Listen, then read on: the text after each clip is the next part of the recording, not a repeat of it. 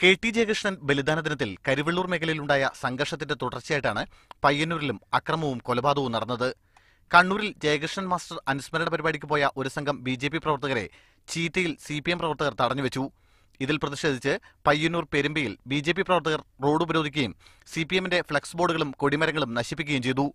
ഈ സമയത്ത് സംഘടിച്ചെത്തിയ സി.പി.എം. പ്രവർത്തകർ ബി.ജെ.പി. പ്രവർത്തകരെ ആക്രമിച്ചു. സംഭവ സ്ഥലത്തുനിന്നും ഓടി രക്ഷപ്പെടാൻ ശ്രമിച്ച വിനോദ് കുമാറിനെ പിന്തുടർന്ന് ആക്രമിച്ച് കൊലപ്പെടുത്തുകയായിരുന്നു.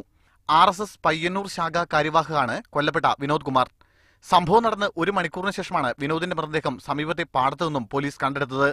സംഭവത്തിൽ കൊലപാതകത്തിന് കേസെടുത്ത് അന്വേഷണം ആരംഭിച്ചതായി കണ്ണൂർ SP ചുമതലയുള്ള ഡെപ്യൂട്ടി കമ്മീഷണർ K.E. വേണുഗോപാൽ അറിയിച്ചു. ഇതിപ്പോൾ മരിച്ചത് ഒരു RSS പ്രവർത്തകനായിട്ടുള്ള ഒരു വിനോദാണ് മരിച്ചതെന്നാണ് മനസ്സിലാക്കുകയാണ്. കൂടാതെ 2 പേർക്ക് പരിക്കേറ്റിട്ടുണ്ട്.